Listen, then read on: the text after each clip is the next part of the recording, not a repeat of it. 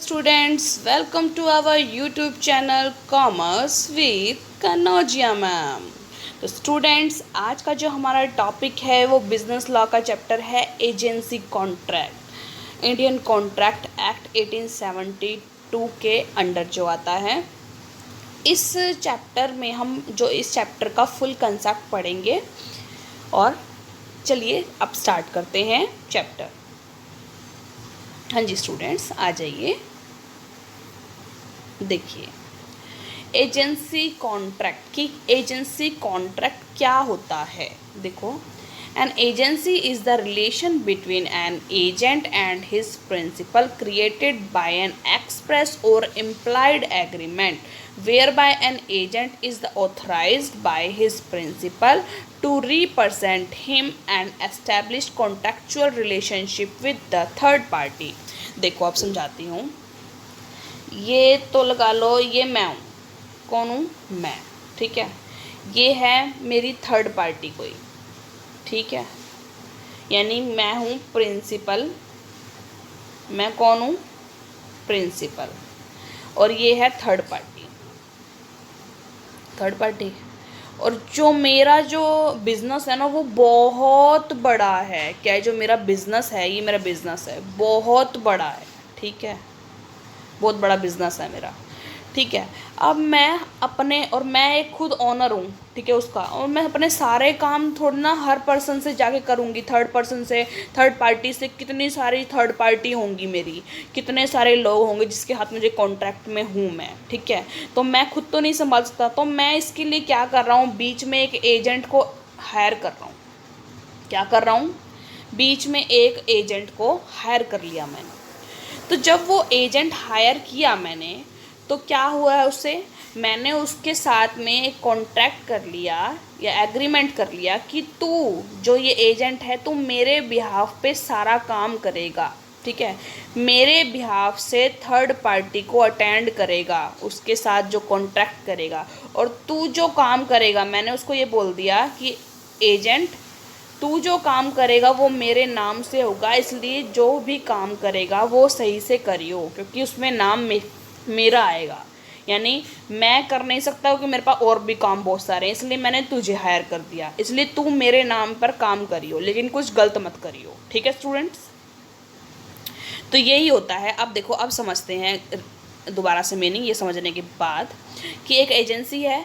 Agency is the relation between an agent and his principal. उसके agent पर जो मैंने हायर किया एजेंट और हिज प्रिंसिपल यानी मैं, created by an express or implied agreement. जो एग्रीमेंट होता है वो एक्सप्रेस भी हो सकता है, ओरली और रिटर्न भी हो सकता है, और इम्प्लाइड मतलब अपने आप भी बन सकता है। ठीक है, ओरली और रिटर्न ना हो तब भी। ठीक है, whereby an agent is authorised by his principal. यानी जो एजेंट है मेरा, मैंने उसको ऑथराइज किया हुआ है, उसको अथॉरिटी दी है मेरी तरफ से काम करने के लिए। टू रिप्रेजेंट हिम, अपने आप को रिप्रेजेंट करने के लिए। मैं रिप्रेजेंट हो रहा हूँ उससे। वो एजेंट किसको रिप्रेजेंट कर रहा है? मेरे को रिप्रेजेंट कर रहा है। मेरे को रिप्रेजेंट करता हुआ वो थर्ड पार्टी को मिल रहा है। And establish contractual relation with the third party. Third party से फिर वो कॉन्ट्रैक्चुअल रिलेशन मेरे बिहाफ पे कर रहा है। ठीक है, मेरे को रिप्रेजेंट करके। समझ में आया? चलो,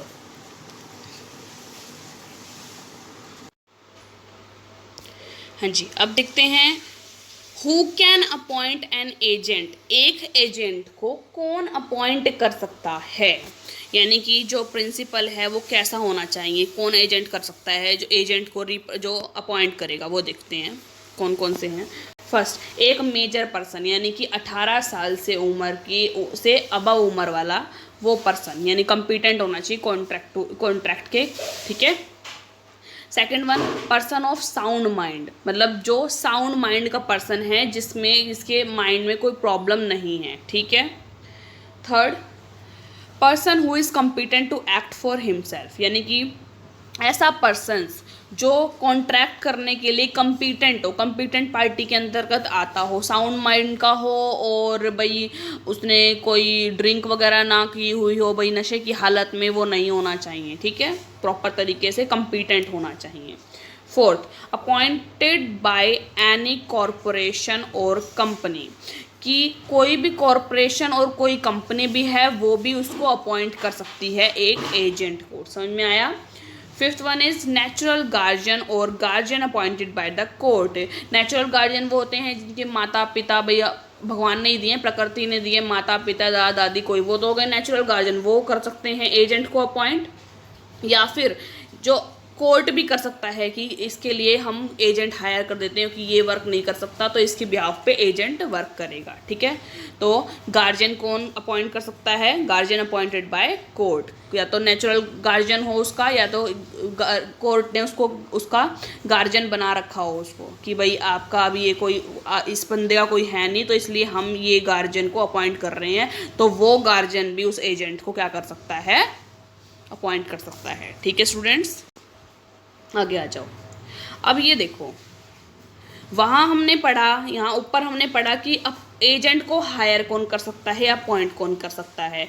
अब ये देखते हैं कि who can become an agent, एक एजेंट बन कौन सकता है। अब देखो,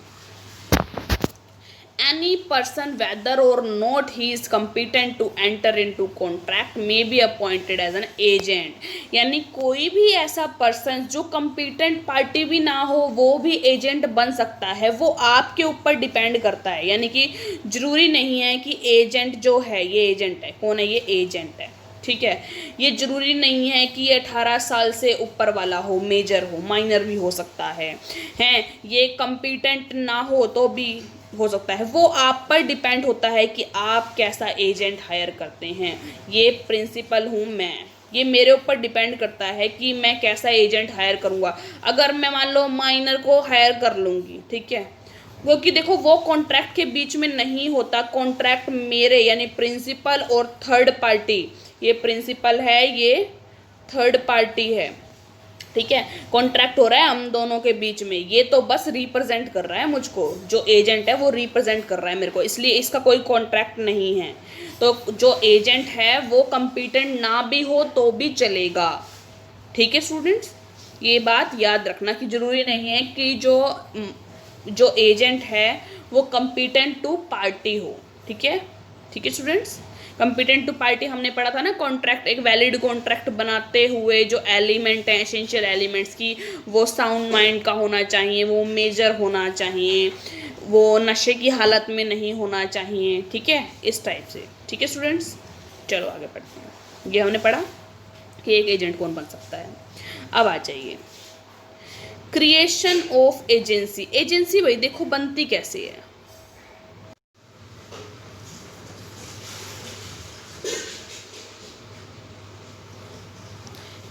हाँ जी students,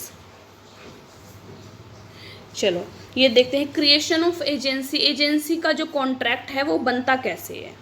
first, agency by express agreement और अथॉरिटी। एक्सप्रेस का मतलब होता है कि अपनी भावनाओं को बताना, एक्सप्रेस करना, यानी कि ये एजेंट को ओरली बताना या रिटर्न में बताना कि भाई मैं तुझको एज अ एजेंट क्या अपॉइंट कर रहा हूँ, क्या कर रहा हूँ, अपॉइंट कर रहा हूँ।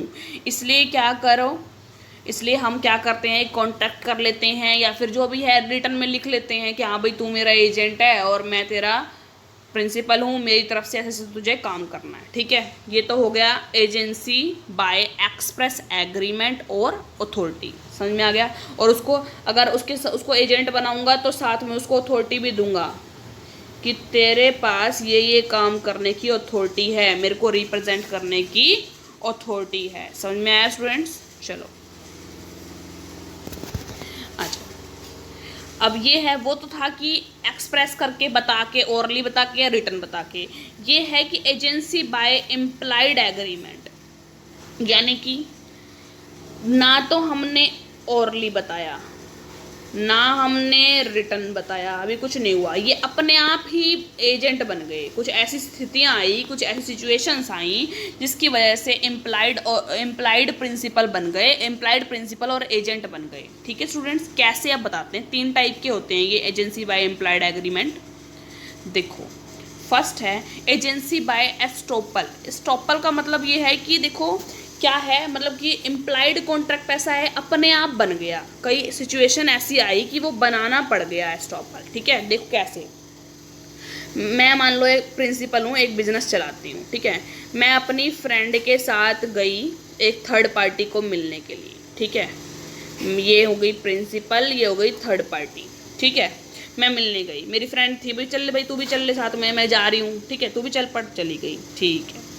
तो उस टाइम ऐसा हुआ कि मैंने ना कुछ ऐसी ज़रूरत पड़ी है, कुछ भी लगा लो, कि मैंने अपनी फ्रेंड को ना ऐसे रिप्रेजेंट किया कि वो मेरी एजेंट है, और उसने भी कुछ नहीं बोला, ठीक है। उसने भी उस चीज़ को मतलब चलने दिया कि हाँ ठीक है भाई, ये एज अ एजेंट वर्क करवा रही है मुझसे और मैं कर रही हूँ उसको, ठीक है। तो ये हो गया ना। तो इनके बीच में औरली भाई पहले से बात होकर चली थी कि भाई मैं तेरे को, मैं मेरी फ्रेंड है, मैं तेरे को अपना एजेंट बना रही हूँ, ऐसा कुछ भी नहीं था ना। कोई रिटर्न उनके बीच में कुछ वो हुआ, यानी अपना बन गया। उस टाइम सिचुएशन ऐसी बनी कि उसको ये रिप्रेजेंट करना पड़ा, बताना, ये मतलब ये दिखाना पड़ा मेरे को कि मेरी जो फ्रेंड है वो मेरी एजेंट है, ठीक है स्टूडेंट्स। तो ऐसा जब हो जाए तो वो क्या होता है, एजेंसी बाय एस्टोपल। अगला देखो क्या है, अगला ऐसा है, देखो agency by holding out. Holding out मतलब कि जो आपने एस्टोपल पढ़ा है ना, वो प्रॉपर इसका अपोजिट है होल्डिंग आउट। कैसे, मैं और मेरी फ्रेंड थर्ड पार्टी से मिलने गए हैं, ठीक है। वो ऐसे चली गई मेरे साथ में, ठीक है। मैं प्रिंसिपल हूँ और ये थर्ड पार्टी है, ठीक है। तो क्या हुआ कि कुछ ऐसा हम लोग डिस्कस कर रहे थे, थर्ड पार्टी, मैं और मेरी थर्ड पार्टी डिस्कस कर रहे थे कुछ ऐसा कॉन्ट्रैक्ट।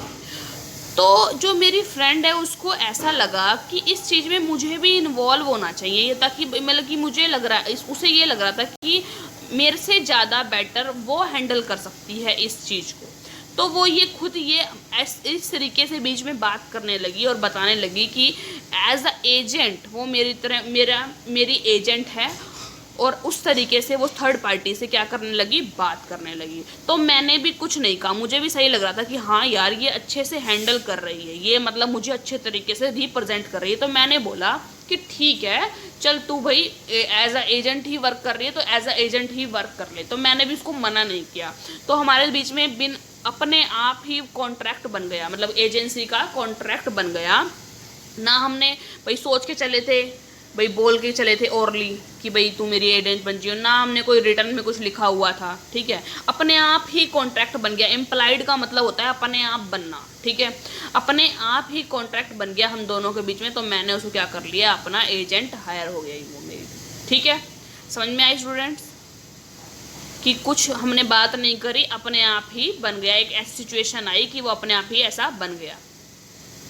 आगे देखो, सी एजेंसी बाय नेसेसिटी। कभी कभार ऐसा होता है कि जरूरत पड़ जाती है और एजेंट अपने अपने हमको रखना पड़ता है। कई बार ऐसा होता है कि एजेंट जो है वो ना प्रिंसिपल को जानता है, ना प्रिंसिपल को जानता है और ना ही प्रिंसिपल है वो उस एजेंट को जानता है, ठीक है। लेकिन कभी कभी सिचुएशन ऐसी आती है, चाहे वो कोई सी सिचुएशन लगा लो, कोर्ट के अकॉर्डिंग लगा लो या कुछ भी लगा लो, एक सिचुएशन ऐसे उसमें फंस गया वो बंदा, तो उस टाइम उसको ज़रूरत पड़ी कि अब यहाँ पर जो ये बंदा प्रेजेंट है इसको मेरे को एजेंट बनाना पड़ेगा, ठीक है। तो ये हो गया एजेंसी बाय नेसेसिटी, ठीक है स्टूडेंट्स। आगे देखो, एजेंसी बाय रेटिफिकेशन। रेटिफिकेशन का मीनिंग पता है क्या होता है? रेटिफिकेशन का मतलब होता है, सपोज करो मैं हूँ, ये मैं प्रिंसिपल हूँ, ये है थर्ड पार्टी, कोई एक बीच में ऐसा बंदा आया जो एजेंट था, ठीक है। उसने क्या किया, मुझको रिप्रेजेंट कर रहा है वो, ठीक है। उसने अपने मतलब मैंने उसको अथॉरिटी नहीं दी कुछ, उसने अपने बिहाफ पे मेरी बिजनेस से रिलेटेड, ये मेरा बिजनेस है इससे रिलेटेड उसने क्या किया,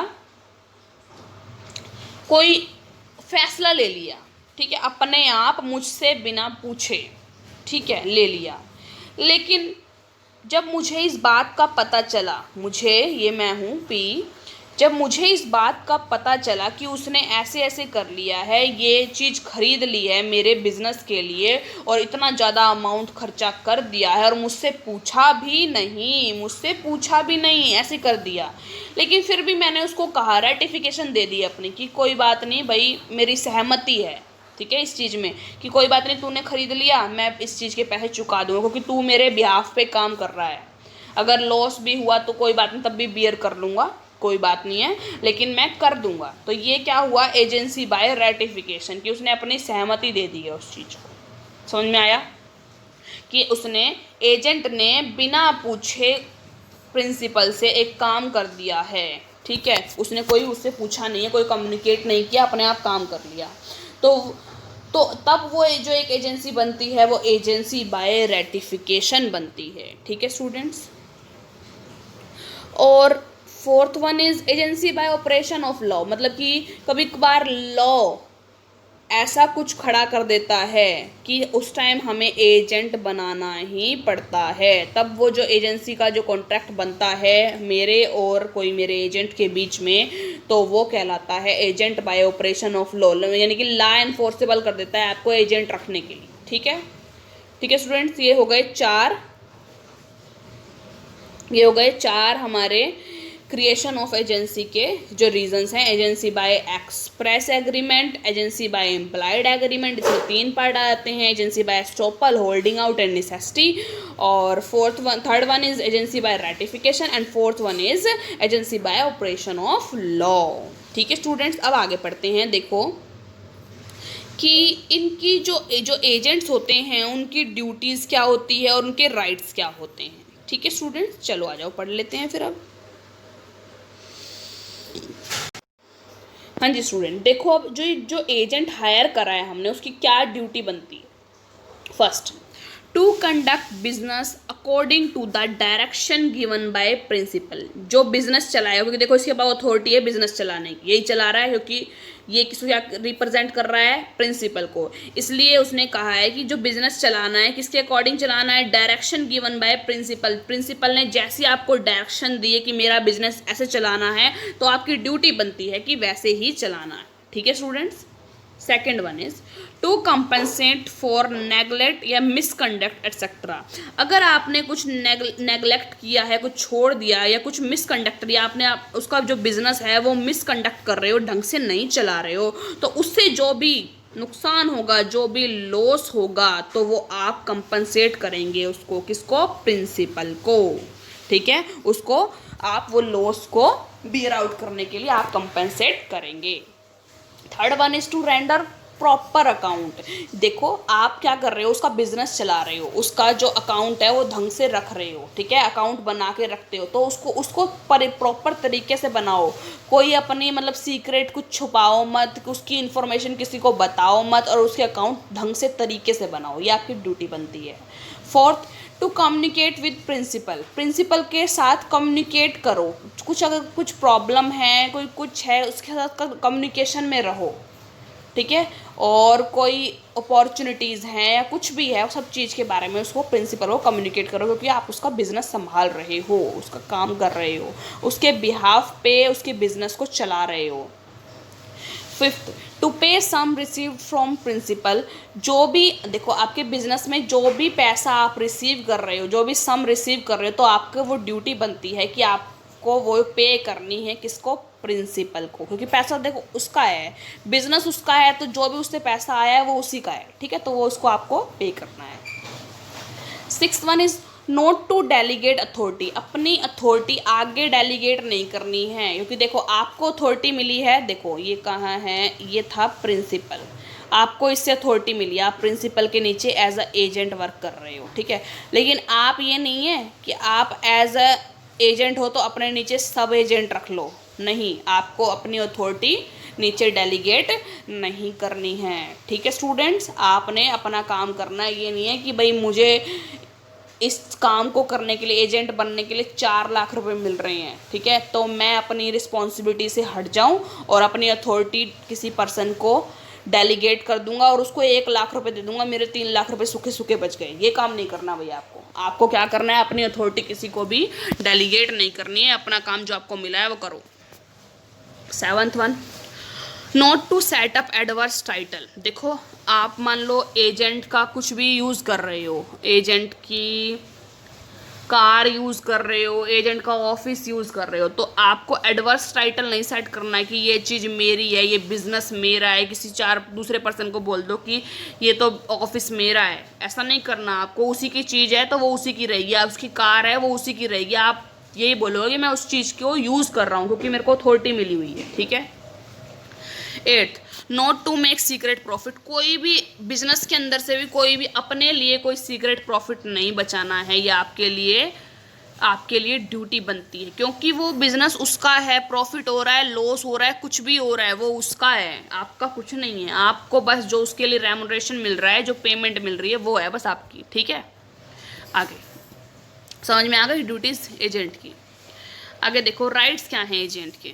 वो तो ड्यूटी पढ़ ली, अब कुछ राइट्स भी होंगे उसके, कुछ चाहिए भी उसको, अधिकार भी होंगे कुछ उसके। चलो आ जाओ फिर पढ़ते हैं अधिकार क्या है उसके। First, right to retain. जो भी गुड्स मिली है, यानी कि प्रिंसिपल से जो गुड्स मिली हुई हैं, जो थर्ड पार्टी को देनी है, थर्ड पार्टी से जो गुड्स मिली हुई है उसको दे, तो इसके पास राइट है उस चीज़ को अपने पास रिटेन करने का, ठीक है। वो गुड्स को अपने बीच में रख सकता है ये, ठीक है। Second one, right to receive remuneration. जो जिस चीज़ के लिए वो हायर किया गया है वो रेमुनरेशन है, उसको पैसे मिलते हैं उस चीज़ के लिए, तो उसका राइट बनता है कि मैं अपना काम कर रहा हूँ तो तुम मुझे क्या दोगे, रेमुनरेशन दोगे, ठीक है। वो उसका अधिकार है क्योंकि वो काम कर रहा है आपके लिए। Third one, right of लियन। अगर जो प्रिंसिपल है आपका रेमुनरेशन नहीं पे कर रहा है, क्या नहीं कर रहा है, आपको पेमेंट नहीं दे रहा है, तो आपके पास ये अधिकार है, ये राइट है कि आप उसकी चीज़ों को अपने पास रख लो जब तक वो आपके रेमुनरेशन को पे ना करें, ठीक है students. Fourth one is right to be indemnified against consequences of lawful act. कोई भी ऐसा लॉफुल एक्ट आप कर रहे हो, उसमें आपको क्या हो गई है, उसमें कोई भी क्षति हो गई है, कोई भी लॉस हो गया है, आपको अपने पर्सनली लॉस हुआ है, तो उसका आपको अधिकार है कि आप उसके लिए इंडेमनीफाइड हो, मतलब आपकी क्षतिपूर्ति की जाए। कौन करेगा, प्रिंसिपल करेगा। जो भी कॉन्सिक्वेंसेस हुए हैं उसकी क्षतिपूर्ति कौन करेगा, आपके पास राइट है कि आप उस जो आपको लॉस हुआ है वो बियर करे। कौन बियर करे, इंडेमनीफाई करे आपको प्रिंसिपल, ठीक है। कोई भी जो अगर लॉफुल एक्ट करते टाइम जो भी आपको पैसा लग गया, फालतू लग गया, कुछ लग गया, वो आपको इंडेमनीफाई करेगा प्रिंसिपल, ठीक है। आगे पढ़ते हैं कौन से राइट्स और रह गए।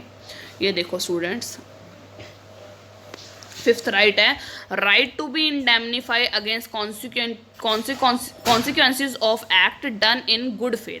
आपने कोई भी ऐसा काम किया है प्रिंसिपल के लिए जो आपने अच्छे गुड फेथ में किया है, सही मन से किया है, मतलब चीटिंग करने के पर्पज से नहीं हो, आपने गुड फेथ में किया है वो काम, लेकिन उससे क्या हो गई, कुछ लॉस हो गया, उससे कुछ लॉस हो गया, तो आपके पास ये हक है, ये राइट है कि आपको जो प्रिंसिपल है वो इंडेमनीफाई करे। इंडेमनीफाई मतलब आपकी क्षति को पूरा करे, क्षति पूर्ति करे, आपकी लॉस को बियर करे, और लॉस जो हुआ है पैसा वो आपको पेमेंट कर दे, ठीक है। 6 one is right to compensation. कोई भी काम करते टाइम कोई भी प्रॉब्लम हुई है, कोई खर्चा हो गया, वो कंपेंसेशन आपको लेने का आपके पास राइट है।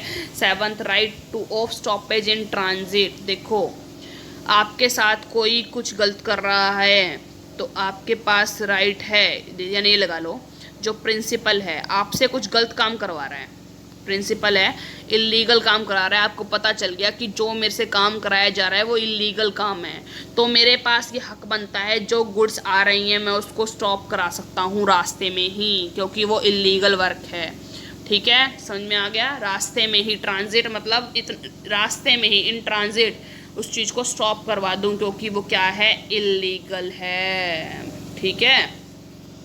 समझ में आई। आगे देखो,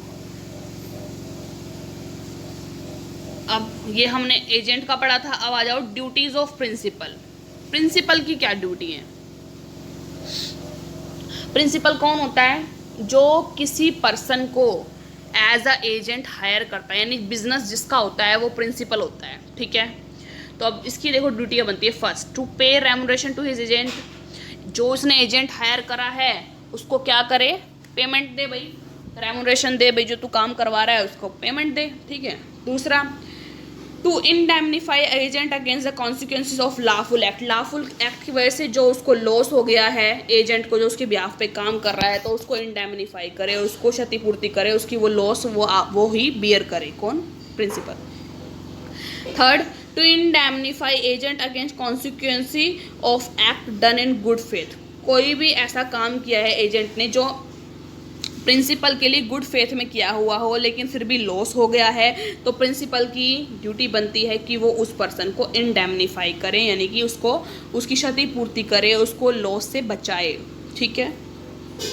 fourth one is to indemnify agent in respect of injury, कोई इंजरी हो गई है उसको, देखो अपना काम करते करते, मतलब आपका काम कर रहा है वो, आप प्रिंसिपल हो, आपका एजेंट आपके लिए वर्क कर रहा है, उस दौरान उसको कोई इंजरी हो गई है, उसको चोट लग गई है, कुछ हो गया, तो उसके लिए जो भी जो खर्चा होगा ना, अस्पताल का जो खर्चा बनेगा, जो एक्सपेंस बनेगा, वो आप क्या करोगे, इंडेमनीफाई करोगे उसको, ठीक है, आप उसको पे करोगे। वो समझ में आया मुझे स्टूडेंट्स? आगे आ जाओ। राइट ऑफ प्रिंसिपल, कुछ उसके अधिकार भी होंगे प्रिंसिपल के। क्या क्या अधिकार हैं भाई प्रिंसिपल के? प्रिंसिपल के अधिकार हैं टू डायरेक्ट द एजेंट, कि एजेंट को डायरेक्शन प्रोवाइड करे, कि भाई आपने एजेंट हायर किया है तो उसको डायरेक्ट करे, ठीक है, वो उसके पास अधिकार है कि मैं भाई जैसे तेरे को डायरेक्शन दूंगा ना वैसे ही तेरे को काम करना है, मेरे पास ये राइट है क्योंकि मैं तेरा प्रिंसिपल हूँ, इसलिए मेरी डायरेक्शन पर ही तुझे काम करना पड़ेगा, ठीक है, क्योंकि मेरे को रिप्रेजेंट कर रहा है तू, मेरे को रिप्रेजेंट कर रहा है तू, ठीक है।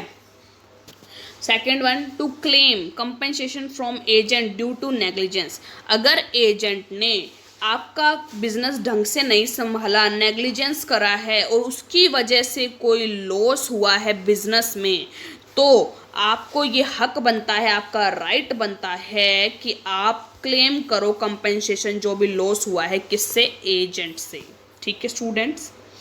आगे, टू डिमांड प्रॉपर अकाउंट, देखो आपने एक पर्सन को एज अ एजेंट हायर किया है, आपने एक पर्सन को एज अ एजेंट हायर किया है, वो आपके लिए सारा काम कर रहा है, तो आपका ये हक बनता है, आपका ये राइट बनता है कि उसको बोलो जो भी अकाउंट तूने बनाया है ना वो मुझे सब दिखा, प्रॉपर अकाउंट दिखा, मैं डिमांड कर सकता हूँ, मेरे पास ये राइट है क्योंकि वो मेरा बिजनेस है, किसका, मेरा प्रिंसिपल का बिजनेस है वो, तो वो कह सकता है कि जो भी अकाउंट है वो प्रॉपर मुझको दिखाओ, डिमांड करता है वो, ठीक है स्टूडेंट्स।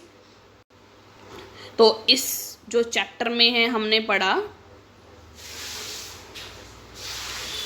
एजेंसी का कॉन्ट्रैक्ट क्या होता है, कौन एक एजेंट को अपॉइंट कर सकता है और कौन एक एजेंट बन सकता है, ठीक है।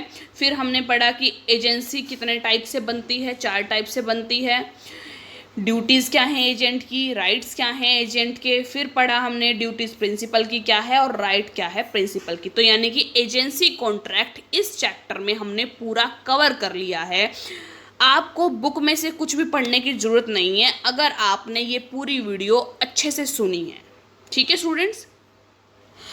तो बिजनेस लॉ के और नए नए कंसेप्ट्स और नए नए टॉपिक्स को पढ़ने के लिए आप मेरे चैनल को सब्सक्राइब कीजिए, कॉमर्स विद कनौजिया मैम। और कोई भी टॉपिक आपको ऐसा लगता है कि मुझे समझ में नहीं आ रहा है तो मुझे कमेंट सेक्शन में ज़रूर बताएं, मैं उसके लिए ज़रूर आपके लिए वीडियो अपलोड करूँगी, ठीक है स्टूडेंट्स। Thank you.